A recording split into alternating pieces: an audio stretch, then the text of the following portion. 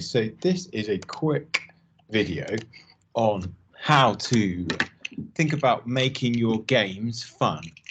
And the most important thing to make a game fun is to have flow.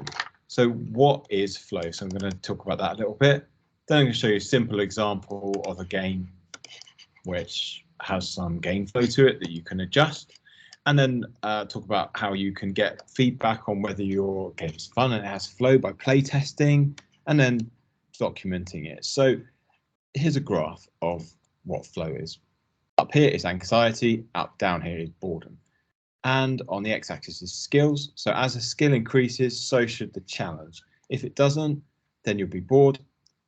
If it increases too much, you'll have anxiety, and either way you won't want to play it. So you need to find that perfect balance between anxiety and boredom to make your game fun. So you want to avoid things like downtimes. So as I said, if the challenge doesn't match the skill or vice versa, then you're going to be outside of that flow channel. And ways that games do this is, for example, using checkpoints. Tomb Raider, classic example, big levels. If you had to repeat the entire level every time you died, you get bored and you wouldn't want to play it. So also you want to focus on the challenge. How are you going to give feedback to your users? So you can't give feedback in very lengthy text, but you might have a little symbol like that they run into, like a diamond, and they know what that is, and when they run into it, it just says checkpoint, and you know your checkpoint's been saved. So it's important that you give feedback to them, to maybe let them know when they're doing well, or maybe when they're not doing so well, or maybe when something's happened and they've gone through a checkpoint. So as I said, real world examples, Tomb Raider. See if you can write down some of your favorite games and think about how they make game flow good. What's the first level like compared to the last level? Would it be fair to introduce a big boss right at the beginning, or do they need to build up on a certain skill level?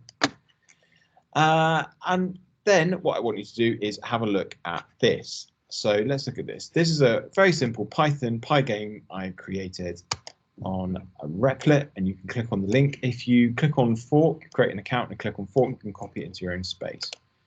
So if I run this game, you can see here I've got a dictionary here of several different levels. There are 4 things I can change: the player speed, the enemy count, how long I've got to do the level, and the speed of the enemy as well.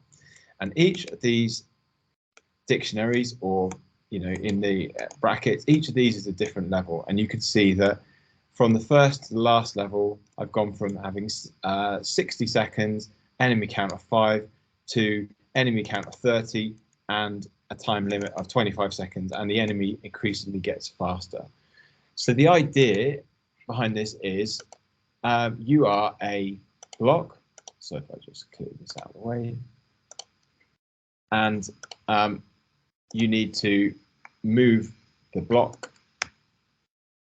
and click in there, and avoid the green things and get to the yellow exit. Then I go to level 2. There are more enemies, they're moving a little bit faster. I'm still going at the same speed. And the idea is that once I've got the hang of avoiding enemies or found techniques, I can increasingly do the levels quicker without dying. And if I run into a green enemy, I go back to the beginning. So here's a bit of feedback. Game over, press space to restart. Problem with this is I don't have checkpoints, so they have to start right at the beginning again. There's a problem there. So maybe your games could fix that. Is there really flow going on? If I have to restart again, I'm just going to get annoyed and not want to play. But definitely the level of difficulty increases. So maybe you can see if you can create some better levels than I have by adding to the levels or changing the parameters. And then what you need to do, you need to play test this. So turn to the person next to you, get them to play your game and see whether they think it's fun. Are they in that state of flow? And then have a discussion with them, which we can also discuss in the comments below. Perhaps you could write some things and I can respond to that. And also in the class, we will have a discussion about it together. And then maybe what you want to write down is your design documentation. So what did you do to make this flow go well? How did you design levels? think about then what you will do in your Unity game, your first-person shooter game, to make it fun. So is it fun enough just to run around and shoot one person? Or should level 1 be you have to shoot someone, get an object, and get to the exit? Level 2 is you've got more enemies to shoot before you get to the exit. So how are you going to design that game, those levels? And of course, in your actual game, you don't necessarily have to create loads and loads of levels. It would be great if you did. It would make it more fun. But if you've designed all of these and thought about it, then that will really stand out.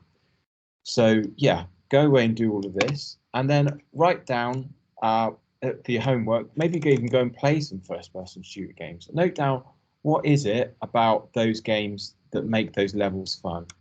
How to compare the first level to the last level,